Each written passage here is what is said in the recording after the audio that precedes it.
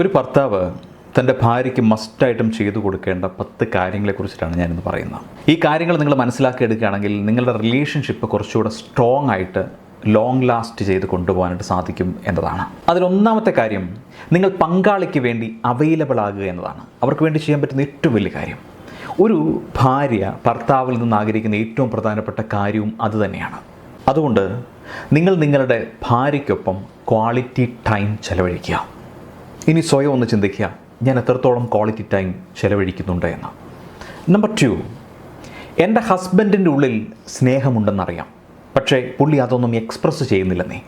പല ഭാര്യമാരും ഇങ്ങനെ പറയുന്നത് കേൾക്കാം. എന്നാൽ ഇങ്ങനെ സ്നേഹം പ്രകടിപ്പിക്കാത്തടത്തോളം കാലം കഴിക്കാത്ത ഭക്ഷണവും വായിക്കാത്ത പുസ്തകവും പോലെയായിരിക്കും ജീവിതം എന്ന് പറയുന്നത്. സ്നേഹം പ്രകടിപ്പിക്കുന്നതിൽ പിശുക്ക് കാണിക്കരുത്.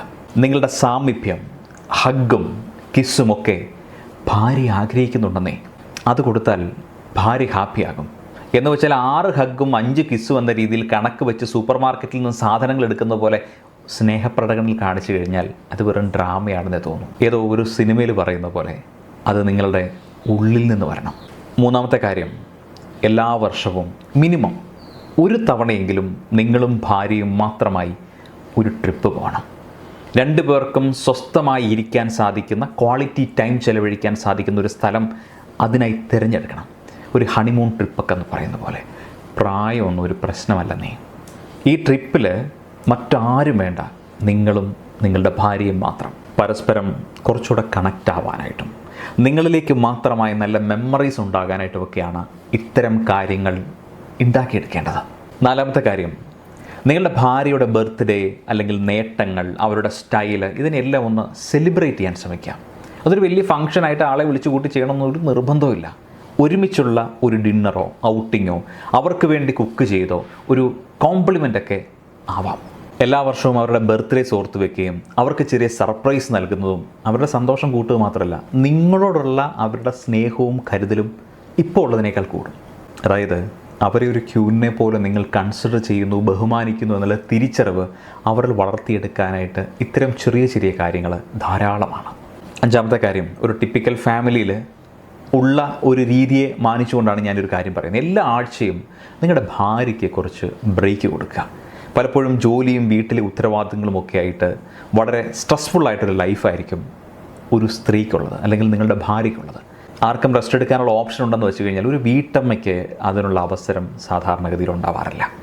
അതുകൊണ്ട് തന്നെ അവർക്ക് ആഴ്ചയിൽ ഒരു ദിവസമെങ്കിലും ജോലിയിൽ നിന്നും തിരക്കിൽ നിന്നുമൊക്കെ ഒരു ബ്രേക്ക് കൊടുക്കുക, അതിനുള്ളൊരു സാഹചര്യം കൊടുക്കുക. എന്നും പാചകം ചെയ്ത് മടുക്കുമ്പോൾ ഒരു ദിവസം പുറത്ത് പോയി ഭക്ഷണം കഴിക്കാനും കുടുംബത്തിൻ്റെ ഉത്തരവാദിത്തങ്ങളിൽ നിന്നും മറന്ന് സ്വന്തം ഇഷ്ടങ്ങൾക്കനുസരിച്ച് ജീവിക്കാനുമൊക്കെ ഉള്ള ഒരു ചെറിയ സമയം കണ്ടെത്താൻ ശ്രമിക്കുക.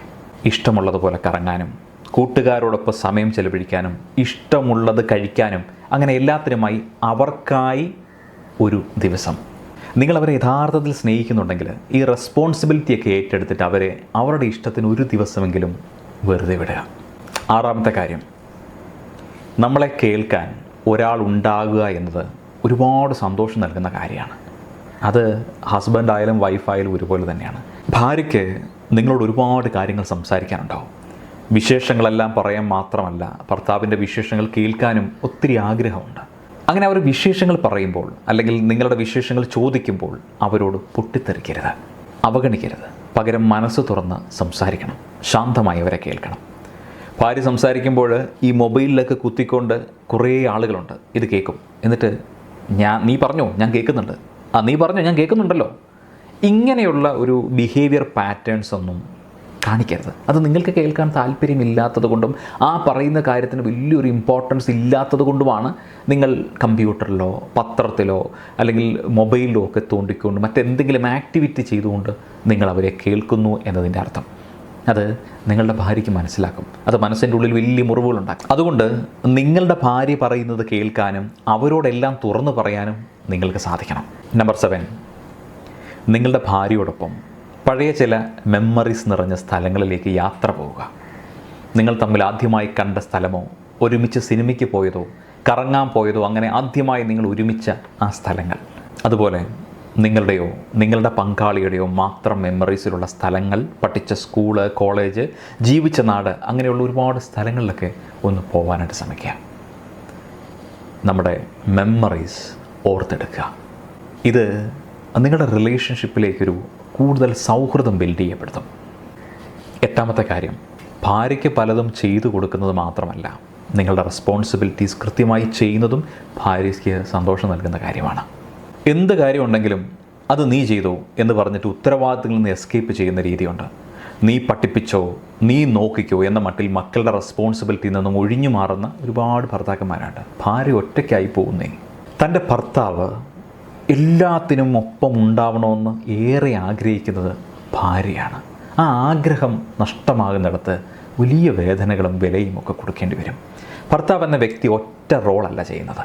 അയാൾ അച്ഛനാണ്, മകനാണ്, ആങ്ങളയാണ്, മരുമകനാണ്, അങ്കിളാണ്, ഉത്തരവാദിത്തമുള്ള ഉദ്യോഗസ്ഥനാണ്, സാമൂഹ്യ ജീവിയാണ്.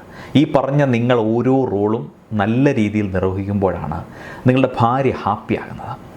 അതുകൊണ്ട് തന്നെ ഏതൊരു കാര്യവും ഭാര്യയുമായി ആലോചിച്ച് അത് വീട്ടിൽ നടപ്പാക്കാനും നിങ്ങൾ ചെയ്യേണ്ട കർത്തവ്യങ്ങൾ ചെയ്യാനായിട്ടും നിങ്ങൾക്ക് സാധിക്കണം എന്ന് ചുരുക്കം.